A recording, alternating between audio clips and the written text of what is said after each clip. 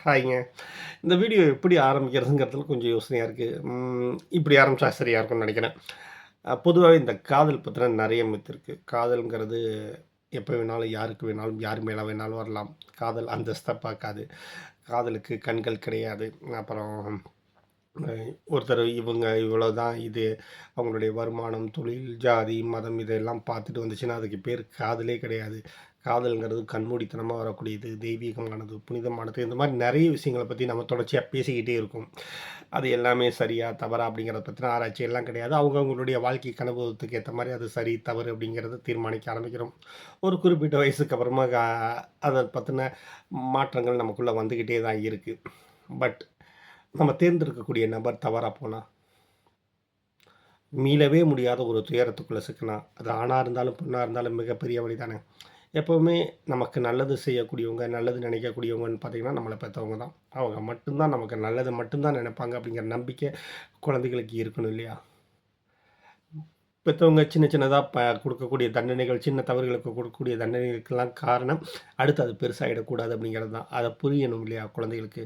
அத புரிஞ்சுக்காம நமக்கு அடக்கி வைக்கிறாங்க. நமக்கான சுதந்திரம் நமக்கு கிடைக்கல அப்படின்னா, அது குழந்தைங்க சிறகு விரிச்சு பறக்க ஆரம்பிச்சா என்ன ஆகும்? அது ஆணா இருந்தாலும், பெண்ணா இருந்தாலும் ஆபத்து தானே!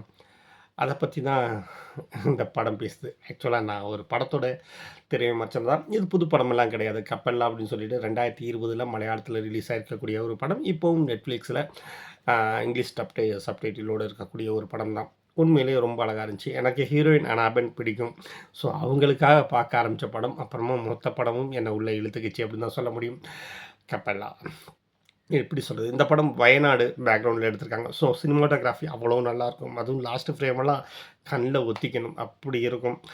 அனாபென் ஒரு 12த் படிச்சுட்டுலாம் இல்ல. 12த் ஃபெயில் ஆயிட்டு வீட்ல வெட்டியா ஓட்டிட்டு இருக்கக்கூடிய ஒரு பொண்ணு. பயங்கர வசதிலாம் கிடையாது. மிடில் கிளாஸ் தான். அம்மா டெய்லரிங். அந்த டெய்லரிங் வருமானம் அவங்க வீட்டுக்கு ரொம்ப முக்கியமான விஷயமா இருக்குன்னா பார்த்துக்கோங்க. அப்படி டெய்லரிங் பண்ணக்கூடியவங்கள ஒரு ப்ளவுஸ் வாங்கியிருக்காங்க. அந்த ப்ளவுஸ்ல வந்து அளவு மறந்துட்டாங்க. அளவு மிஸ் ஆயிடுச்சு. ஸோ, அனாபன கூப்ட்டு, ஹீரோயின கூப்ட்டு அவங்களுக்கு ஃபோன் பண்ணி அளவு மட்டும் வாங்கு அப்டின்னு சொல்றாங்க. ஹீரோயின் ஃபோன் பண்றாங்க. ஃபோன் பண்ணும்போது லாஸ்ட் நம்பர தப்பா போட்றாங்க.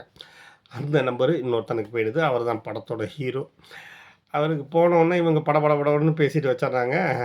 பேசிட்டு அளவு சொல்லும்போது, "நீ கேட்கறதெல்லாம் சரிம்மா. ஆனா நீ தப்பான ஆள் கூப்ட்ட" அப்டின்னு சொன்னோனே, சாரி சொல்லிட்டு இவங்க திரும்பவும் அவங்களுக்கு ஃபோன் பண்ணி இது பண்ணிடுறாங்க. அதோட இவங்க மறந்துடுறாங்க. ஆனா ஹீரோ என்ன பண்றான்னா, தொடர்ச்சியா ஃபோன் பண்றான். அவனுக்கு படபடன்னு பேசுற சுறுசுறுப்பான பொண்ணு பிடிச்சிருக்கோ என்னமோ ஃபோன் பண்றான். இவங்க ஆரம்பத்தில அவாய்ட் பண்ணிட்டே இருந்தாலும், ஒரு சின்னதா ஒரு ஜாலியான ஒரு சிச்சுவேஷன் வருது. அந்த சிச்சுவேஷன்ல இவங்க 2 பேரும் அ பேச ஆரம்பிக்கிறாங்க. பேசுறாங்க, பழகுறாங்க, நண்பர்களாகுறாங்க. ஒரு கட்டத்துக்கு மேல அது அடுத்த கட்டத்துக்கு போகுது. காதலும் ஆகுது. அந்த காதல் ஹீரோயினுக்கு ரொம்ப பிடிச்சிருக்கு. பட் ஹீரோயினுக்கு ஒரு தங்கச்சி இருக்கு. அந்த தங்கச்சி அவன் ஃப்ரெண்டோட பையன், இன்னொரு பையனோட சைக்கிள்ல வீட்டுக்கு வந்தாங்கறதுக்காகவே அவங்க அப்பா உரி பிரிச்சு எடுத்தர்றாரு. அத பார்த்தோனே ஹீரோயினுக்கு பயமாயிடுச்சு. நம்ம வீட்ல சொல்லியெல்லாம் சம்மதம் வாங்குறதுக்குலாம் வாய்ப்பே கிடையாது அப்படின்னு யோசிக்க ஆரம்பிக்கிறாங்க. எப்பவுமே அந்த 18, 19 வயசு அப்படிங்கிறது ரொம்ப ஆபத்தான விஷயம். நல்லது, கெட்டது எதையுமே தெரியாம வாழ்க்கை எதுவா இருந்தாலும் அவனுக்கு தான் அப்படின்னு நம்ம நம்புறோம் இல்லையா? அந்த மாரியான ஒரு சிச்சுவேஷன். அந்த ஊர்ல ஒரு பணக்கார பையன். அ அவனுக்கு இந்த பொண்ண ரொம்ப பிடிச்சிருக்கு. முறைப்படி வந்து பொண்ணு கேட்கணுங்கிற லெவலுக்கு அவன் சின்சியரா இருக்கான். பொதுவாவே சினிமாக்கள்ல வந்து நம்ம கற்பிதங்கள் என்னன்னா, பணக்கார பசங்கனாலே ஃப்ரீக்கியா இருப்பாங்க. என்ன வேணாலும் பண்ணுவாங்க. அவங்களுக்கு இதெல்லாம் ஒரு விஷயமே கிடையாதுன்னு ஒரு வில்லத்தனமான கதாபாத்திரமே பார்த்துட்டு இருந்தனால, ஹீரோயினுக்கு அந்த ஞாபகமோ என்னமோ அவன பிடிக்கல. நமக்கு கல்யாணம் பண்ணி வச்சுருவாங்களோ அப்படிங்கிற பயத்தில இவனுக்கு ஃபோன் பண்றாங்க. இதுவரைக்கும் ஹீரோவும், ஹீரோயினும் சந்திச்சதே கிடையாது. ஆ "நான் கிளம்பி வரேன். உன்ன பார்க்கணும் போல இருக்கு. நான் காலையில வந்துட்டு சாயங்காலம் கூட போயிடுறேன்" அப்படின்னு சொல்றா. சரி வா, எங்க வரதுன்னு 2 பேரும் பேசிக்கிறாங்க. மீட் பண்றதுக்கு ஐடியா பண்ணிட்டு போறாங்க. இப்போ அதே மாரி அவங்க மீட் பண்றதுக்காக போறாங்க. இவங்க ஹீரோயினோட பேரண்ட்ஸ் எல்லாரும் ஒரு ஃபங்ஷனுக்காக போயிருக்காங்க. நான் வரல அப்படின்னு சொல்லிட்டு வீட்ல இருந்த பொண்ணு, அதிகாலையிலே எந்திரிச்சு கிளம்பி போகுறாங்க. அங்க போன பிறகு தான் தெரியுது. என்ன தெரியுதுன்னா, ஒரு வேள அந்த ஹீரோ வில்லனா இருந்தா, படுமோசமானவனா இருந்தா, பெண்கள் விஷயத்தில கேவலமானவனா இருந்தா, ஆ பாலியல் தொழிலாளிகளாக பெண்களை மாற்றுபவனாக இருந்தால், பொண்ணுங்கள கடத்தி விக்கிறவனா இருந்தா, அந்த கூட்டத்துக்குள்ள அந்த பொண்ணு போய் சிக்கிருச்சுன்னா, அதுதான் படத்தோட செகண்ட் பார்ட் பேசுது. ஃபர்ஸ்ட் ஹாஃப் பொறுத்தவரைக்கும் ரொம்ப ஜாலியா, அழகான டூயட்டோட ஒரு அழகான காதல் கதைய பார்த்தவங்களுக்கு, செகண்ட் ஹாஃப் உண்மையிலேயே வந்து பார்த்தீங்கன்னா, ஒரு ஆச்சரியம் தான். சர்ப்ரைஸ் தான். அ கண்டிப்பா. ஏன்னா, அவ்வளவு அப்படியே மாறும். ஆனா, படத்தோட தொடர்புகளோட தான் இருக்கும். நாம் விடலை பருவத்தில் நாம் செய்யக்கூடிய தவறுகள இந்த படம் பேசுது. அம்மா, அப்பாவ தாண்டி வேற எதையும் ஒரு வயசு வரைக்கும் யோசிக்காதீங்க. அவங்க நமக்கு நல்லது தான் செய்வாங்க. அப்படிங்கிறத பத்தி பேசக்கூடிய படம். அனாபனா இருக்கட்டும், ஹீரோவா இருக்கட்டும், அப்புறமா இன்ட்ரோலுக்கு மேல வில்லன் மாரி அறிமுகமாகி கடைசியில ஹீரோவா மாற ஒருத்தரா இருக்கட்டும். எனக்கு நெறையா அவர் பேர் பாஷ்யம் என்னமோ சொன்னாங்க. இவர் பேரு பேர்லாம் குறிச்சு வச்சிருந்தேன். மறந்துட்டேன். நமக்கு அனாபன் மட்டும் தான் தெரியும். அ ஸோ அது எப்படி ஆகுது அப்படிங்கிறது தான். அதுலேருந்து எப்படி மீண்டு வராங்கங்கிறது தான். எப்படி வாழ்க்கைய புரிஞ்சுக்கிறாங்கங்கிறது இப்படி தான். எப்பவுமே நான் என்னுடைய பெண் குழந்தைகிட்டயே நான் சொல்லக்கூடியது தான். தவறுகள் சகஜமானது.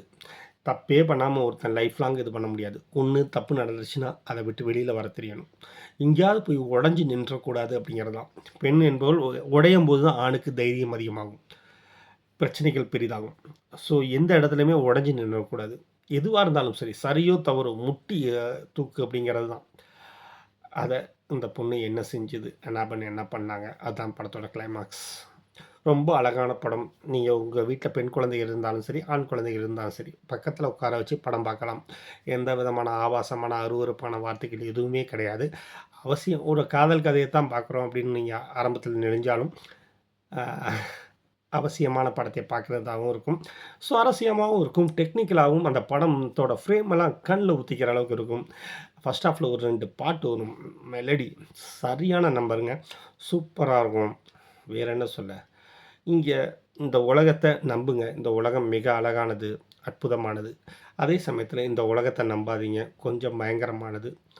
அ நம்மள எப்ப வேணாலும் விழுங்கிடும். ஸோ 2 மனநிலையோட இருக்கிறது ரொம்பவே நல்லது. அதுதான் ஆரோக்கியமானது அப்படிங்கிறது தான் இந்த படம் திரும்பவும் ஒரு தடவ சொல்லியிருக்கு. கபேலா நீங்கள் அவசியமாக பார்க்க வேண்டிய ஒரு படம். எப்பவுமே நான் மலையாள படங்களுக்கு ஏன் கொடி பிடிக்கிறேன்னா, அவங்க அப்படிதாங்க படமெல்லாம் பண்றாங்க. கண்ல ஒத்திக்கிற மாரி படம் பண்றாங்க. மனசுக்கு நெருக்கமா படம் பண்றாங்க. உண்மைக்கு நெருக்கமா படம் பண்றாங்க. அத தாண்டி அவசியமான படங்களை அவசியமான நேரத்தில குடுக்குறாங்கன்னு தான் நம்புறேன். கப்பலா அவசியமா பாருங்க. உங்கள்ல யாராவது பார்த்துருந்தீங்கன்னா, எனக்கு உங்களுடைய கமெண்ட்ட சொல்லுங்க. Thank you. இன்னொரு வீடியோலயோ அல்லது இன்னொரு லைவ்லயோ கண்டிப்பா உங்கள சந்திக்கிறேன். பாய்ங்க.